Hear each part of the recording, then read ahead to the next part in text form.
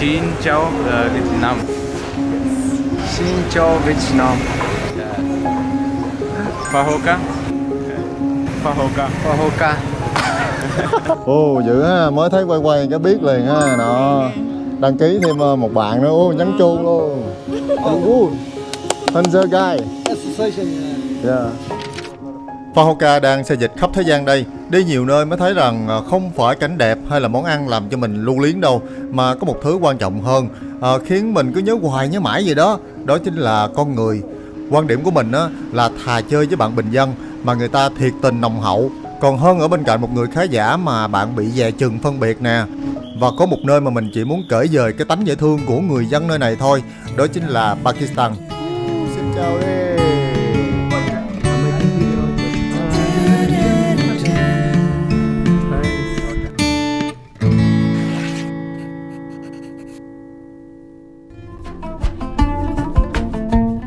Mình đang đi trên đường để tới Hunza đây, ở phía bắc của Pakistan, để trải nghiệm cuộc sống của nơi này.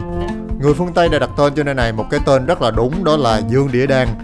Chỗ này được nhiều người biết đến vì là nơi có giống người khỏe đẹp nhất trên thế giới.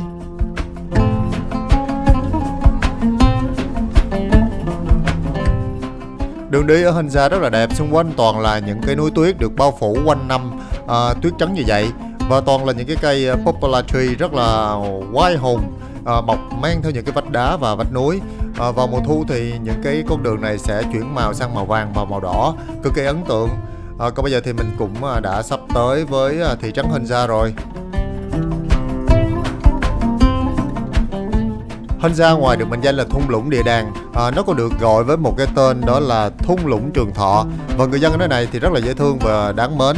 Mọi người hãy cùng xem nhé. Đầu tiên thì nhóm bắt gặp một cái đoàn học sinh vừa mới tan trường. Và học sinh nam và học sinh nữ ở đây thì người ta sẽ xếp học riêng với nhau, không có học chung.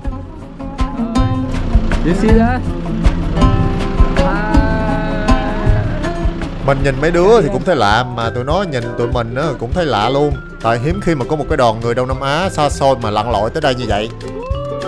Ở Pakistan này thì tỷ lệ biết chữ chỉ có khoảng 60% dân số thôi. Nhưng mà tính riêng tại Hunza này thì tỷ lệ biết chữ đã là 90% rồi. Một con số rất là cao. Ở một cái quốc gia Hồi giáo, bé gái đi đến trường thôi là đã rất là khó khăn. Vậy mà cả học sinh nam và học sinh nữ ở Hunza thì lại được đến trường rất là nhiều. Điều đó thôi đã cho thấy sự khác biệt của cái vùng này rồi. Học gì vậy? Học gì không? Vẽ là trời ơi, học cái gì đấy? Ủa là học? Quá gì?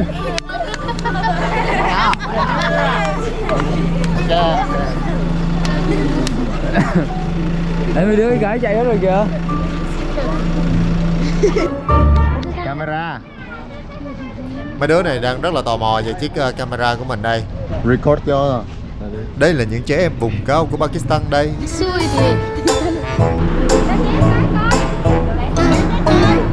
Ca vô đi ca. Sao ca tới cái nó chạy hết rồi. Có bánh trái gì không mọi người? Chà là đây, hạt chà là đây mấy đứa ơi. Trời ơi tranh nhau kìa.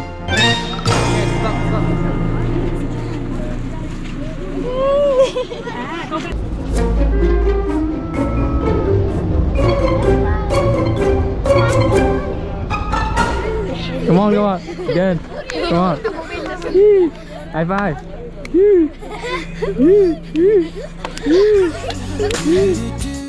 Tạm biệt mấy đứa nhỏ, đường đời của mấy đứa còn dài và đường đi của anh cũng còn xa lắm. Bây giờ thì đoàn sẽ tiếp tục hành trình đi tới thị trấn Hunza. Nơi đó có những con người còn dễ thương hơn nữa, là quê của một anh bạn. First of all, is this your hometown? Yes. Where your house? It's very far. Really? You said you live here, Basu, right? Yeah. It's in the middle. Tomorrow, if we got time, so we will visit. Okay? Okay. This is my hometown. Beautiful. So tomorrow, maybe if the weather clear, you know, now it's getting better. So you will see the Pasu cones. You know, then it's very beautiful. Now it's going to clear. I love this almost. mountain, the branch. Around. It's very long. And there is one mountain we cannot see it yet. Tomorrow, if the weather clear, it is 7,600 meter high. Dạ. Sẵn ở đây là thịt con bò dắt.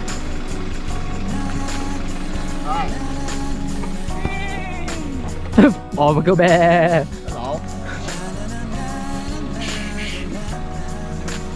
Rồi.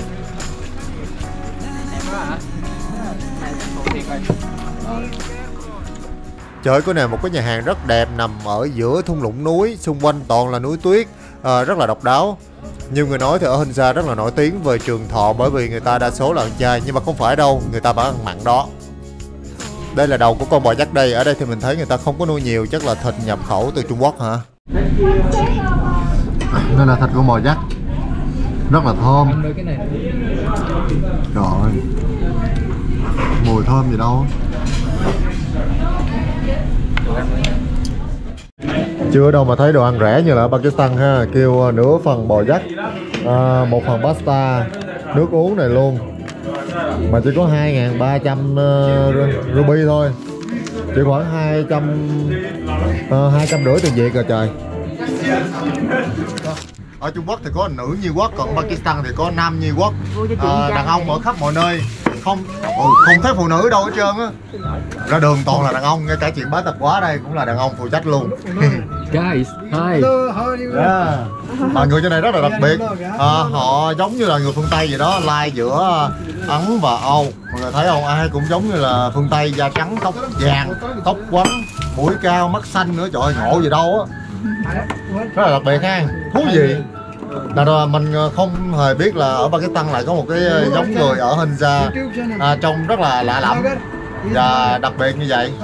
Hàng chi rất là nhiều người phụ nữ ở Việt Nam khi mà tới đây đã phải say đắm trong ngôn tình khi mà cảnh vật ở đây quá trời đẹp. Nói nhanh lên, bị dìm hàng quá rồi kìa. Okay. Bị dìm hàng quá rồi Cao ơi. Okay, tối nay mình sẽ mua đồ nhậu nè. Beer. Do you marry? Beer. Single. Oh, you're still single. Oh, single. How are you? You like Vietnamese friend? Awesome. Yes. I will introduce you. Ở cái vùng này rất là đặc biệt nghe, vì có rất là nhiều những cái bộ tộc và người Lai, do là có vị thế giáp ranh với nhiều cái vương quốc từ xa xưa như là đế quốc Tây Tạng nè, hay là đế chế Ba Tư. Trong đó thì có rất là nhiều những ngôn ngữ khác nhau nữa, như là ở Gilgit thì nói tiếng Sina, ở Shakdu thì nói tiếng Bati, ở thượng Hunza thì nói tiếng Wakhi. Còn riêng tại thung lũng Hunza có tộc người có tên là Burusho và người ta nói tiếng Burushaki. Có người nói thì họ là hậu duệ của Alexander Đại Đế khi mà ông đã cho điều binh tướng để chinh phạt Ấn Độ vào thế kỷ thứ 3 trước công nguyên, rồi lập nên một cái vương quốc có tên là Ấn Hy Lạp ở cái vùng này. Bởi vậy thì khi mà tới đây thì mọi người sẽ thấy đó là ai cũng đẹp hết á, từ con nít cho tới trai gái đều tuyệt sắc mỹ nhân cả. Dễ thương quá vậy.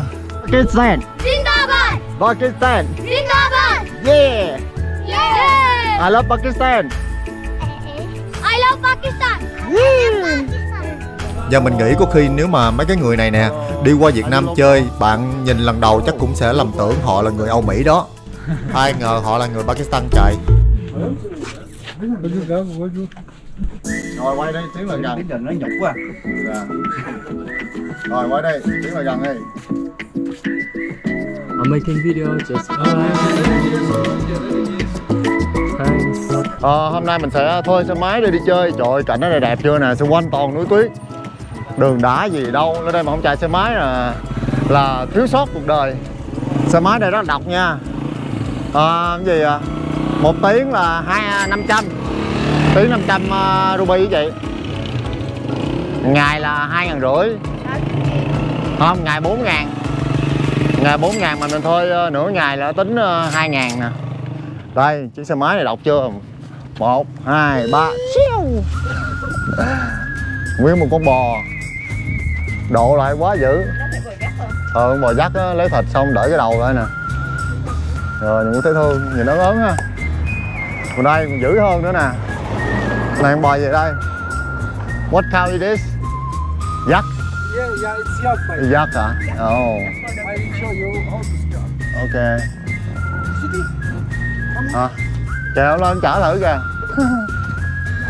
Wow, dữ dằn chưa? Gắn hai cái đèn cho hai mắt luôn nè. Bò lông không à? Tháo khẩu trang ra gì đó. Ủa? Không cần. Ok, go.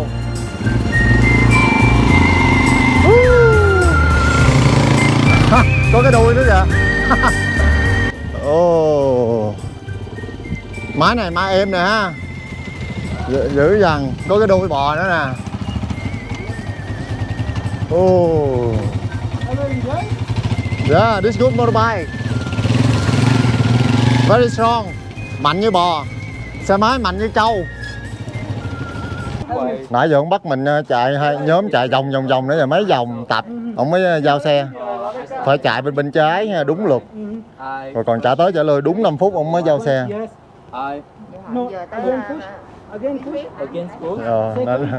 Qua lý thuyết xong thực hành cũng bài bản lắm chứ. Tao không biết nếu mình chạy bên phải qua đây chạy bên trái nó chỉnh lại. Có giống hệt à. Thì cái nón này giống của Trung Quốc mà. Nó cũng dẹt này nè nhưng mà làm bằng gỗ. Nó bằng tre, còn mình làm bằng lá tre. Đâu mà bảnh thấy hoài. Vậy mình là lá cọ. Lá tre hay gì? Cọ. Quá đã rồi, trời ơi. Chạy đường ở Hà Giang không có nhằn nhò gì so với đường của Hunza. Xung quanh đèo đồ ngoạn mục chưa. Bên này không có chạy xe tay ga với xe số như mình mà chạy toàn tay con của mình. Đây đường dốc nè.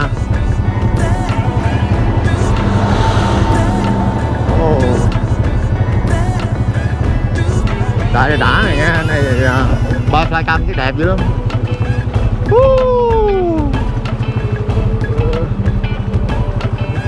Bên này chạy xe không có yêu cầu để nó bảo hiểm luôn. Ai muốn đòi không đòi thôi.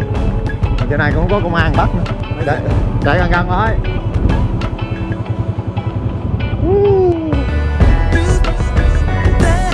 Dữ nha cái nào.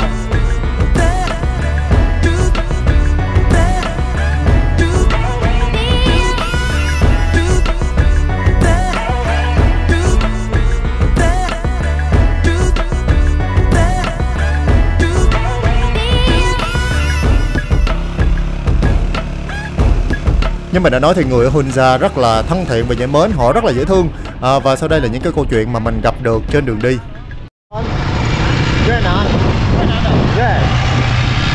Messi Trung Quốc. Ồ, nó tiếng Hoa giỏi ta. Chạy xe cái hai ông này lại nè, tự nhiên chạy xe cái hai ông này lại kêu ngừng lại rồi tặng gà. Gift. Gift, yeah. Free. Yeah. Oh, we eat vegetable. No, give it back. Hey. No. Trời ơi, cho gà hoài. Quay lại đi, quay lại. Ôi, không cho. Đợi phóng xanh đi. Sống chết. Đâu? Thôi trả đi. Rồi. Rồi nhưng tặng gà không chụp. Mình có gì mình Đâu, lại coi xe gà coi. Đây, xe gà đây. Cảm ơn nha, không có lấy đâu. Thank you. Trời ơi, vài cái flycam sao bây giờ bị dính trên cây nè. Bây giờ phải nhờ người lên lấy cái drone xuống.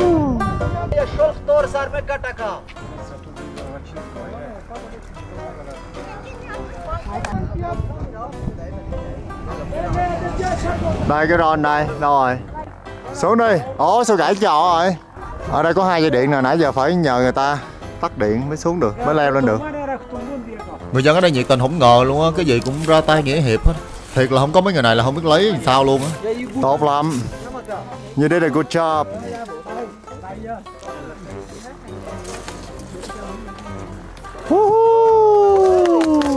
Thank you so much.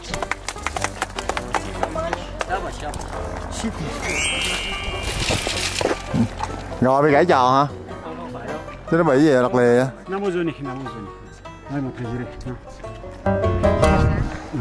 Great job.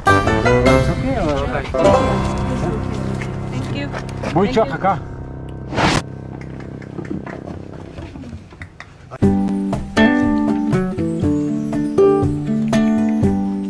Một điều đáng nói nữa là những khách sạn ở Hunza làm cho mình có cảm giác như là đang ở nhà vậy, rất là thoải mái. Và người ta còn nấu ăn cho mình nữa. Thấy thương ghê luôn vậy đó, dù là đang lễ nhịn ăn nhưng mà chẳng phải nấu ăn cho khách. Nói chung là mới gặp thôi mà giống như là đã quen từ 80 năm rồi. Ở đó mấy đứa này có nhìn đói không? Mình tưởng nó là đi du lịch tới những cái nước đầu hồi vào ngày lễ Ramadan thì rất là buồn ha, rồi quán xá đóng cửa, nhưng mà một cái điểm đặc biệt đó chính là không có khách du lịch nội địa đi du lịch. Bởi vậy mà phòng ốc này kia rất là trống, giá phòng cũng rẻ, đồ ăn rẻ, mình tự đi chợ luôn, rồi mượn bếp nấu ăn luôn. Nên không phải đi lễ Ramadan là buồn đâu các bạn. Mình là khách du lịch duy nhất ở trong khách sạn này luôn, được ưu đãi đặc biệt. Đây, cô Hà đang nấu món gì đây? Món canh bí, Canh bầu cà với lại trứng. trứng. Một món ăn dân dã, truyền thống của người Việt Nam. Còn chị Trang đang làm cái gì đây? Đang đảo cái gì đấy? Xào rau. Bây giờ lấy nó được rồi. Tối nay sẽ có một cái bữa đốt lửa trên sân thượng tại thung lũng Hunza. 2, 3, Mình còn nhớ đêm đó là một cái đêm trăng rất là tròn và sáng, và trời thì rất là lạnh bởi xung quanh toàn là núi tuyết. Nhưng mà khách sạn đã chuẩn bị lửa chạy cho mình, đã dạy nhân viên còn lên chơi chung nữa, cảm giác không khí cũng ấm dần lên. Bởi vậy mới nói là bây giờ cảnh đẹp và thức ăn ngon đỡ qua một bên, chỉ có sự chân thành tiếp đón của người bản xứ thì sẽ làm cho bạn nhớ mãi mà thôi. Mấy cái bạn này là người đạo hồi nên không có uống rượu bia đâu nha, mấy bạn uống nước ngọt đó. 1, 2, 3.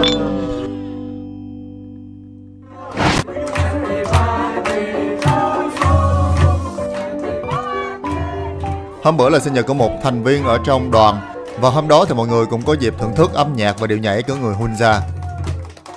Ok, chúng ta đã đi cuối hành trình rồi, nói chung là rất là tuyệt vời. Hôm nay chúng ta sẽ có một cái bữa âm nhạc. Can you introduce yourself?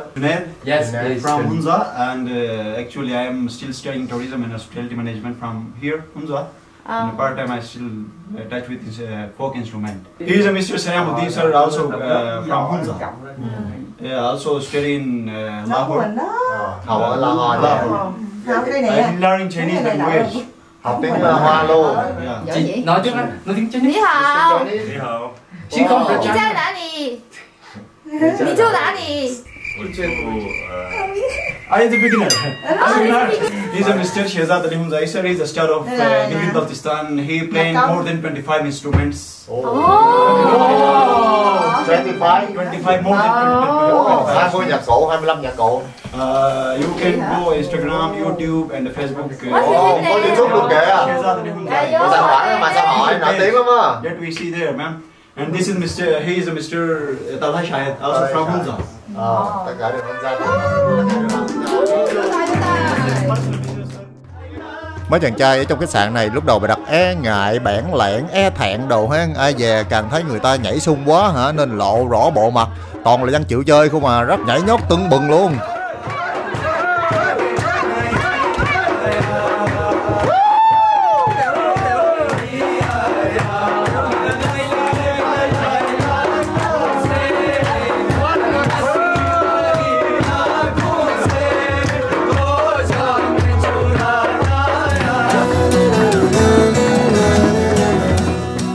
Hôm đó thì trời ở ngoài lạnh quá nên phải làm ở trong nhà có hơi chật chội. Nói thiệt là chưa ở đâu mà tại Hunza mình có cảm giác gần gũi và chơi hết mình đến như vậy. Xác dù có đi về nhưng mà chắc hồn cũng ở đây thôi.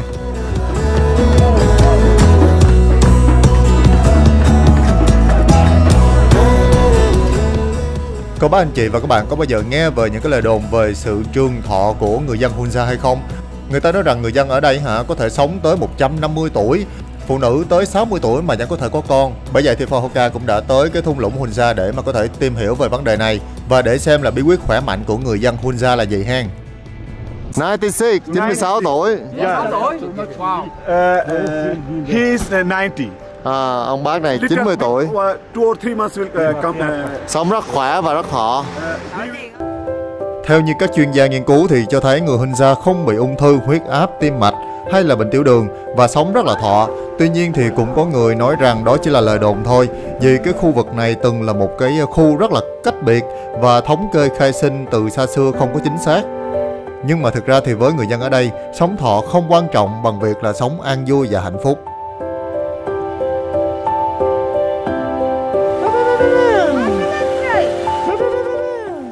Sống thọ thì chưa biết, nhưng mà sống khỏe thì chắc ăn à nha. Và cũng có nhiều nguyên do khiến người ta sống khỏe như vậy. Với những cái đèo dốc của Hunza khiến người ta phải đi bộ nên thể lực rất dồi dào. Cũng như là lao động tay chân như vậy làm người ta không cần phải tập thể dục nhưng mà vẫn khỏe người. Không khí trong lành và cảnh đẹp ở thung lũng Hunza cũng làm cho con người cảm thấy rất là an nhàn, thư thái, bớt bộn bề và lo toan. Đồ ăn ở đây rất là hữu cơ như là rau tự trồng nè, sữa tự dắt và có một cái món bơ lên men, dù là hơi thúi nhưng mà cũng rất là béo và có nhiều dinh dưỡng. Cái nữa là ở đây người ta trồng rất là nhiều mơ và tháng 8 là mùa thu hoạch mơ và người ta để dành ăn trong mùa đông luôn. Mơ thì có rất là nhiều dinh dưỡng cũng như là có chất chống oxy hóa nên giúp họ luôn trẻ đẹp. Đó là một trong số ít những cái bí quyết mà giúp người dân Hunza sống trẻ và khỏe. Còn bây giờ thì Fahoka đang đi xe để đến thăm nhà một người quen và cũng là một trong số ít người Việt hiếm hoi đang sống tại thung lũng Hunza này. Chị cũng từng xuất hiện trên báo khi mà lấy chồng ở một nơi xa xứ đến như vậy. Cùng xem là cuộc sống của nàng dâu người Việt ở đây như thế nào hen.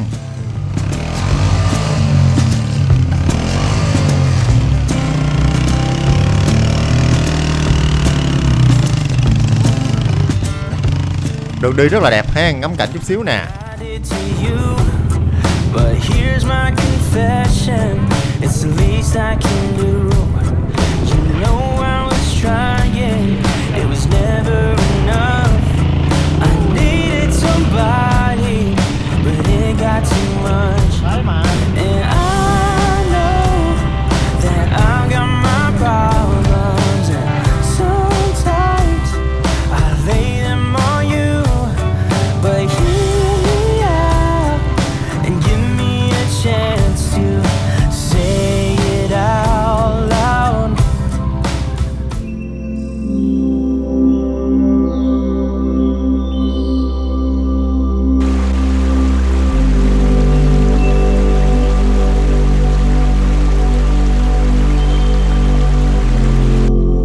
Sau cả tiếng đi xe thì bây giờ đoàn cũng đã tới được nhà của cô dâu Việt rồi.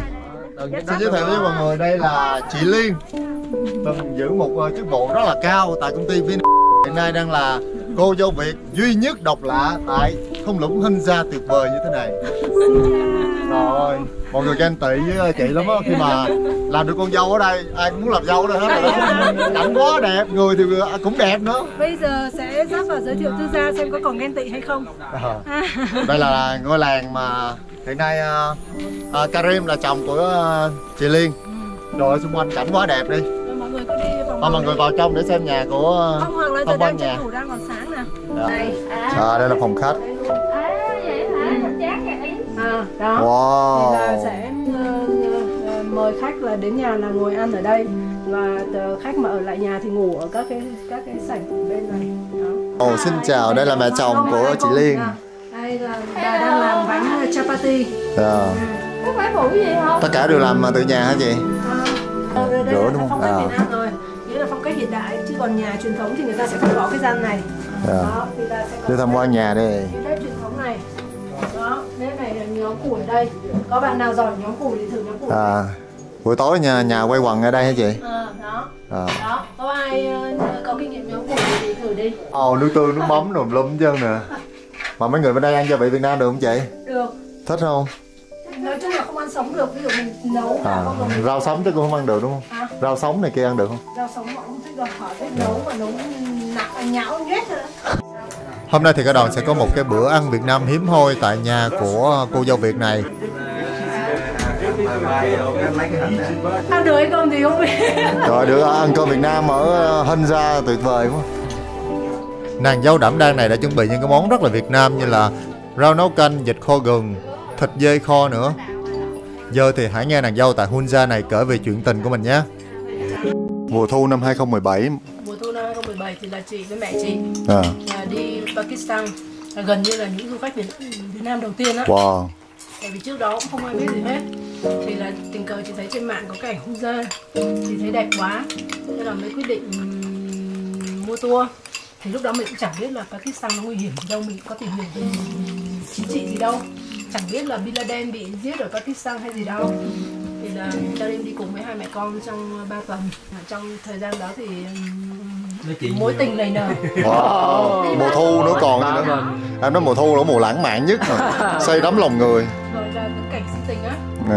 Thế là thì hết tour thì là hẹn nhau gặp lại ở Việt Nam. Quá tuyệt vời cho mối tình này. Theo như chị Liên kể lại thì họ gặp nhau vào mùa thu, chính thức hẹn hò nhau vào mùa đông và tổ chức lễ cưới vào mùa xuân khi mà thung lũng Hunza ngập tràn hoa mơ. Đám cưới ở làng chú rể diễn ra trong vòng 3 ngày. Người dân thì tới nhảy nhót ca múa sùm để chào đón lần đầu tiên trong lịch sử một nàng dâu Việt tới đây để kết hôn. Chính bản thân của cô dâu cũng không ngờ rằng một ngày mình lại kết hôn với một người đàn ông Hồi giáo mà lại cách xa quê của mình đến hàng ngàn dặm đến như vậy.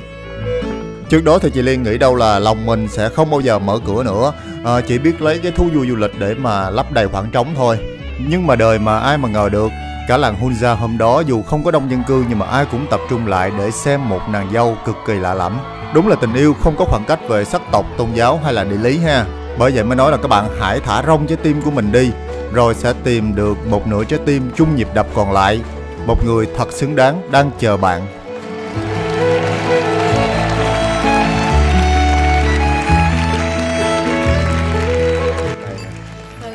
Lúc đầu Karin đâu biết Việt Nam đâu đâu. Thấy chị. Đúng rồi, em hỏi nhiều người đây không biết. Rồi Karin mới hỏi bạn, Việt Nam là chỗ nào vậy? Mấy người bạn mới bảo, ôi Việt Nam á, Việt Nam rồi còn chiến tranh bắn nhau rồi các thứ. Mà vậy nữa hả? Sao tự dưng hỏi Việt Nam? Karin bảo có khách từ Việt Nam. Ồ. Mọi người bảo Việt Nam nghèo lắm sao đi du lịch được. Vậy luôn á hả? Nhưng mà GDP Việt Nam là hơn Pakistan nha. Không, tại vì họ cũng không hiểu tìm hiểu về đúng mà họ học lịch sử thì họ biết vậy thôi. Đó thì giống như đa phần thế giới thì lúc trước thì cũng biết về Việt Nam qua chiến tranh thôi. Karin về sau Karin có nói với chị là cái điểm ấn tượng nhất đầu tiên về chị là đi Pakistan mà lại mang theo mẹ. Thì đó em nghe em còn bất ngờ. Thường là không bao giờ ta đi du lịch Pakistan mà lại đi cùng với mẹ hết trơn á. Thì Karin nghĩ là chắc là chị cũng đặc biệt. Quá đặc biệt. Quá đặc biệt rồi. Mà lúc đó là chị vẫn làm ở công ty hả? Lúc đó vẫn làm, mà bây giờ vẫn làm. Vẫn đang làm luôn. Cảm ơn chị cho bữa ăn rất là thân mật cũng như là kể về cái câu chuyện tình của mình. Và cũng từ mối duyên tình đó mà công ty Hunza Explorer hiện nay đã có thêm chi nhánh sang Việt Nam và được rất là nhiều người Việt chọn để đi tour phía Bắc của Pakistan. Bởi thế mới nói cảnh sắc và con người nơi này đã tạo nên những cái câu chuyện kỳ tích đến như vậy. Chỉ nói riêng đoàn của mình thôi đã có một khoảng thời gian cực kỳ đáng nhớ tại thung lũng Hunza.